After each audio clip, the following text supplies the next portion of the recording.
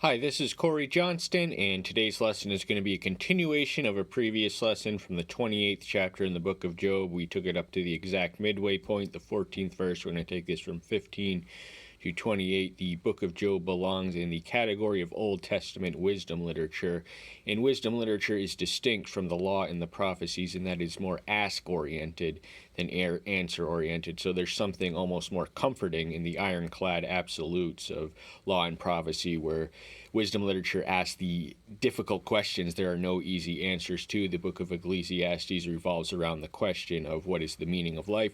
The book of Job revolves around a theodicy, and this is what attempts to explore and explain the relationship of suffering to the righteous. Job was a righteous man, perfect, upright in all his ways. He had prospered, and he had been rewarded materially in response to his righteousness. So one day Satan comes along, and Yahweh points to Job with pride, saying, "Have you seen my servant Job? There is none like him on the earth."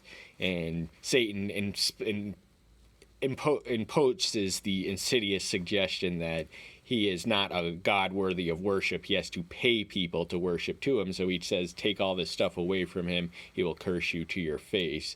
And he says, go ahead, right ahead and do that. So Job has the sense that Yahweh has inflicted, but the truth in the division of labor between the divine and demonic is that Satan is the tempter. He's the one who brings us devastation and rain, but that does not minimize the sovereignty of Yahweh. He cannot hurt us beyond our capacity to endure. So it is in fact an act of love for Yahweh to take us to the breaking point. So Job passed the test in the first chapter.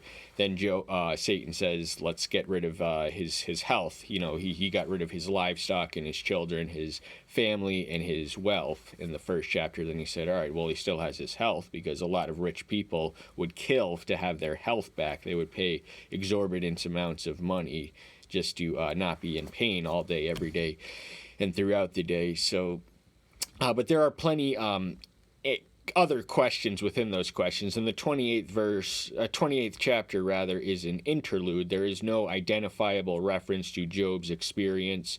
The portion in between the second and the 28th chapter consists of exchanges of monologues, and that this may be, some scholars argue that the thematic inconsistency with it means that it was the author of Job who was just inserting this interval, so that there's no quotation marks in the ancient manuscripts. So if you read those in translations, this one does have them. That means that there's no way of determining that. So we don't want to endorse either the author of Job. Whoever wrote the book of Job was not Job himself, because none of Job and his comforters are privy to the scenes and the machinations in the first two chapters. The reader and the author were.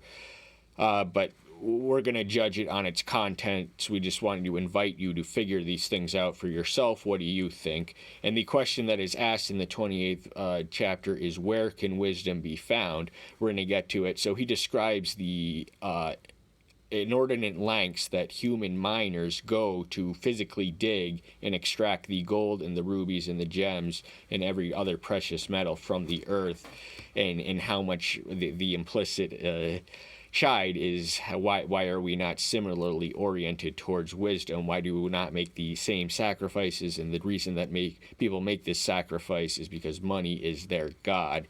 It is their end-all be-all solution, their answer to everything, the panacea. They think it can solve every problem, so they sacrifice it. But how much wiser would it be to go to the same lengths to pay the price of wisdom? And what is the price of wisdom? Well, Ecclesiastes answers that question. Greater grief. The wiser you become, the more aware you are of imperfection surrounding you. And that's just the price that we pay. But remember, in the 28th chapter, it opens with just this. The Job describes the process through which these miners go to extract the precious metals from the earth. Indeed, there is a mine for silver in a place where gold is refined.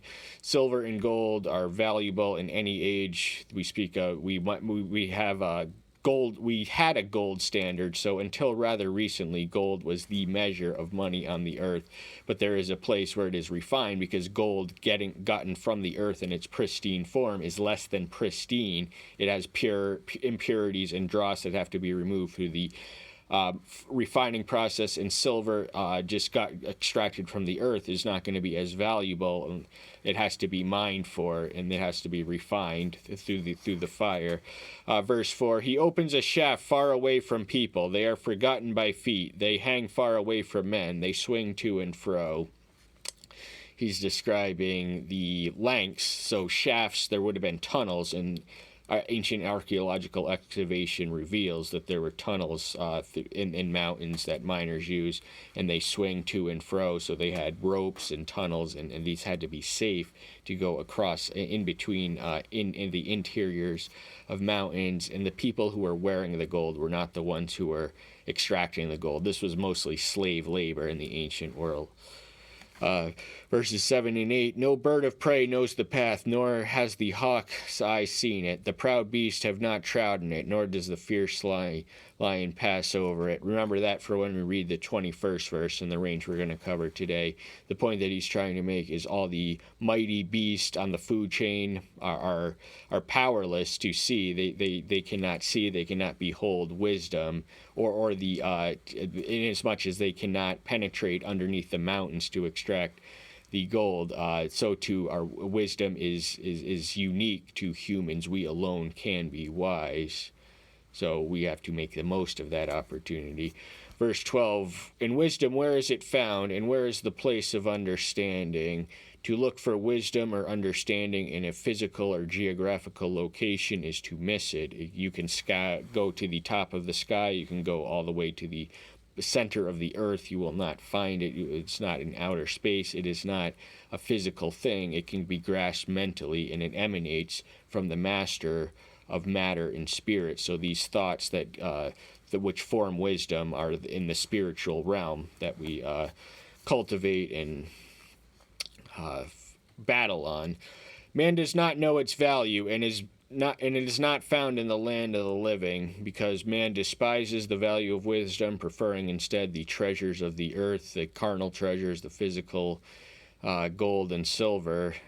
He does not value wisdom similarly, so no person would go to these lengths. None of these miners, none of these rich people who are enslaving the ones who actually do the digging would go to the lengths if they could extract wisdom from the earth. So wisdom cannot be found among men, and he answers this question. He asks it again in verse 20, and he answers it in 28. Just to hold that thought.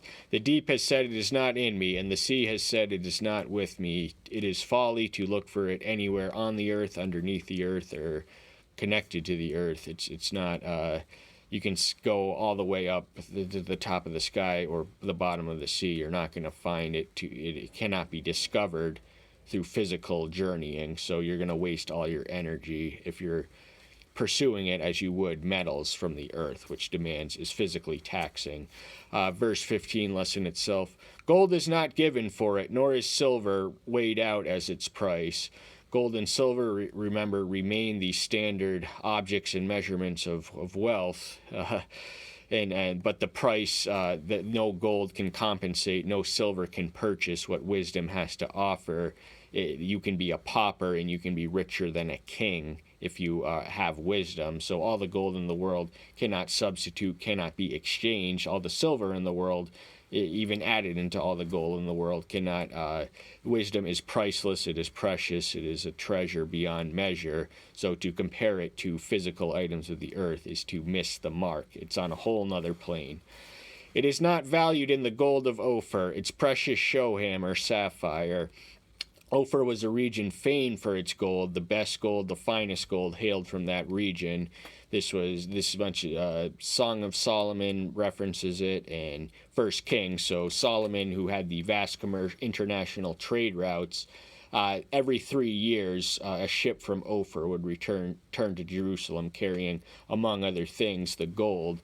And so Solomon had the pull. He extended the extent of Israel's influence as far as it ever went in the ancient world. And sapphire, this would have been an equally precious gem and stone. It's aesthetically pleasing. It has vivid colors, and it's a spectacle to behold. We can say that as much, but it's still no it doesn't compare to wisdom. Gold and crystal are not to be compared with it, nor is it exchanged for a vessel of fine gold. Once more, gold is meaningless compared to wisdom. It cannot triumph over it. It cannot replace it. It cannot be exchanged for it. It cannot buy it. It is powerless and meaningless. And crystal, this is another semi-precious stone, a physical commodity of great monetary value. But all the wisdom, all the gold, all the silver, all the crystal in the world, you can keep going on, all the sapphire, everything else that is mentioned cannot be exchanged or cannot buy even an iota of wisdom. It exists on another plane where the material wealth and materialism cannot operate. No mention is made of coral or crystal, for the price of wisdom is above rubies. Solomon says much the same thing in Proverbs 3:15. So he also had a similar perspective on wisdom. And much of the book of Job is consistent. The theology expressed therein is consistent with what we read of in the book of Deuteronomy and in the book of Proverbs. Part of the covenantal blessings was longevity of life and material prosperity in exchange for obedience, but human nature being human nature, Israel was unable to fulfill the exalted mandate of honoring their end of the covenant. But Job is not an Israelite. None of his friends are. They are from the patriarchal era. They are Edomites, so we can imagine that some of the true religion existed in Esau, but eventually the Edomites succumbed to idolatry. The topaz of Cush is not to be compared with it, nor is it valued in clean gold. Cush is the territory south of the Nile. It comprises the countries of modern Sudan and Ethiopia.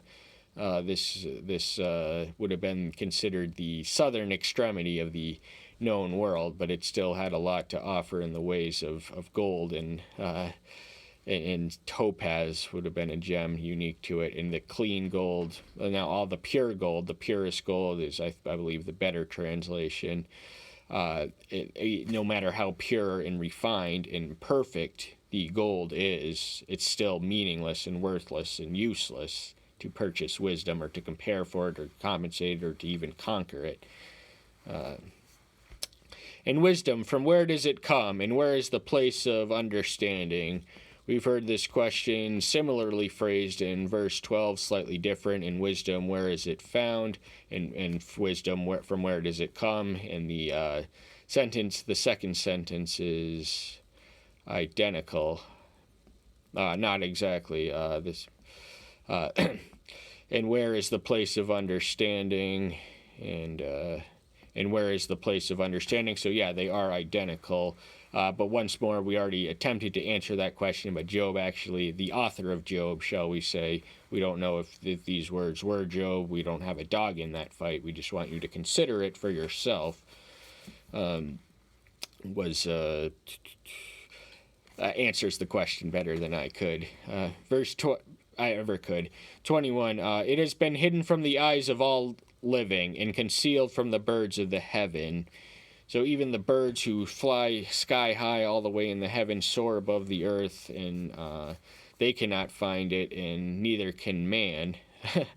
So the eyes of all living, that includes human life. So no living being, no breathing organism on earth is going to have wisdom. It will remain hidden from them, even the wisest of men. Destruction and death have said, with our ears we have heard a report of it. Destruction and death are a permanent death in the second death of Revelation. So destruction and death. Destruction is the place of Abaddon, book of Revelation. So Hebrews, Hades, or the Greek Hades. But, they're welcome there. They respond to it. They respect to it. They have a magnetic lure, an attraction, and a connection. They're right at home. We have heard a report of it with our ears. So, what awaits us? Now, part of wisdom is embracing death. There is wisdom in approaching death and considering it. And that's kind of what prompts and motivates, but not only the book of Job, but also the book of Ecclesiastes. Job feels he's on death's door. Solomon is nearing the end of his life. Elohim has understood its way, and he has known its place. So with certainty, with equal certainty does he say that you're not going to find it in the land of the living, verse 13, and then much the same thing,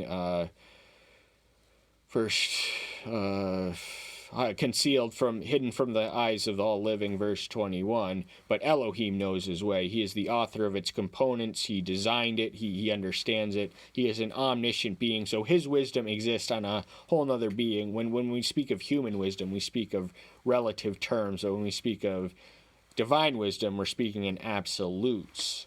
So that means we cannot teach him anything. Because there's literally nothing for him to learn. He knows every item of information there is to know and understand instantly, totally, thoroughly, and permanently, eternally, in fact. So he's the one who knows the way of wisdom, and he knows where to find it, and he bestows it upon whom he wills. For he looks to the ends of the earth, sees all of the heavens. This is the Creator looking in one panoramic view of all the earth, and just looking to bestow, seeing his wisdom in the created order, just the intricacy, the physical intricacy of the laws of physics, and just the cosmos, the physical universe is beyond stunning. It's beyond belief. So he must look at it with awe, and that is, it's almost dangerous to empathize with Elohim, but we can imagine that. Just seeing it all in one panoramic view, we get glimpses of it, but the fullness, the full range of the beauty of the universe is beyond our reckoning, and rightly so.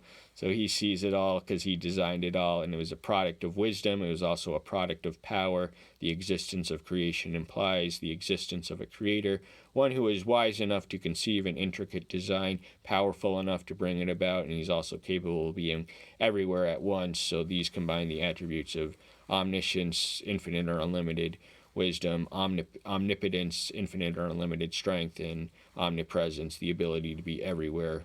Not only everywhere, but every time at once. So he actually experiences time in a whole different continuum than we do. He is everywhere at once, past, present, future, and simultaneously. His omnipresence extends not only across space, but time. So it is past, present, future, all at once. Eternity is experienced in just a panoramic view all the time by an eternal being. For he looks to the ends of the earth, sees all making weight for the wind, and measuring out the waters by measure. Wind and water are two of the physical elements that exist on the earth. So there's entire seas. In fact, 3/4 of the earth is water, but he has just enough land so that we can inhabit and replenish the earth. We are pushing way past population capacity. But the wind, the weight of it, wind exists in varying degrees, and some winds are divine judgments, and these are especially harsh. But some tornadoes are, even harsher. There's no rhyme or reason to why the wind blows. It's not necessarily a divine judgment. A lot of it's just the natural cause and effect reaction of a universe that obeys at all times. Measuring out the waters by measure.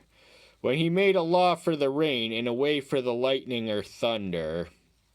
So he created the laws of physics. Science points to theology, but what I want to establish is the lines in the sands between theology and science epistemologically.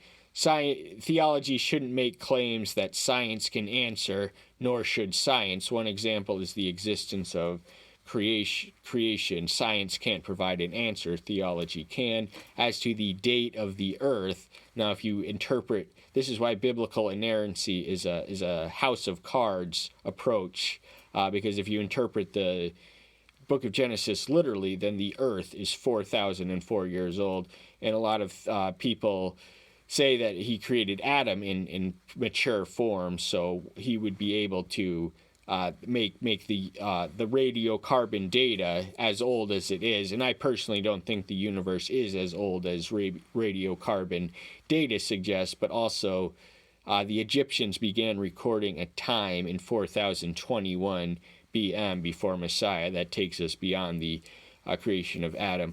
But the important thing is that science emanates, the ability to even have scientific knowledge, and the laws of physics and the laws of biology, the laws of science emanate from the subject, the study of theology. Nevertheless, theology cannot make certain claims that science can, nor can science theology. We have to respect the lines and the sands between us, and there are more than what I just discussed. That's just what immediately comes to mind.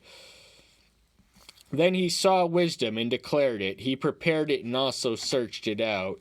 Creation was a product of wisdom. The 8th chapter of Proverbs describes the whole process. Wisdom was there from the beginning. He was the architect and the assistant, personified in wisdom, female form, but he sees wisdom. He is wisdom, and he everything he declares is as an act of wisdom, because everything he is and everything he does. So he is wise, so everything he does is wise, and when he declares it, it is automatically and intrinsically wise.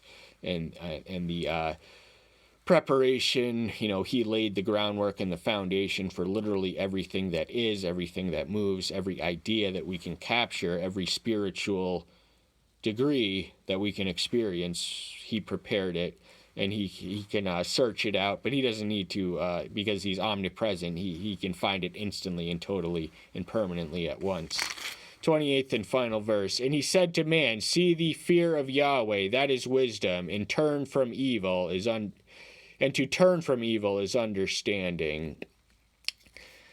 So this concept of fear, the fear of Yahweh being the foundation of wisdom, is prolific throughout wisdom literature. One of the wisdom psalms, the 110th one, says much the same thing. Proverbs 1:7 and also 9:10.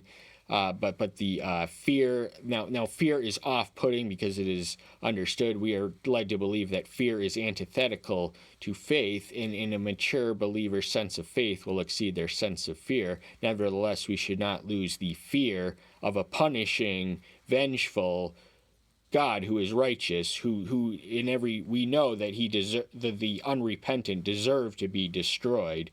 But the thing is, we can die unrepentant, we can die in our sins, hence we always must fear him for what he can do to him. And the fear of Yahweh is the fear which eliminates and expels all other fears. And the presence of fears clouds the path to wisdom, because fear it can be irrational. If fear is your default state of mind, then you are not living in faith. But if fear is your default state of mind, that means you are not fearing Yahweh. You are fearing inferior entities who cannot send you to hell.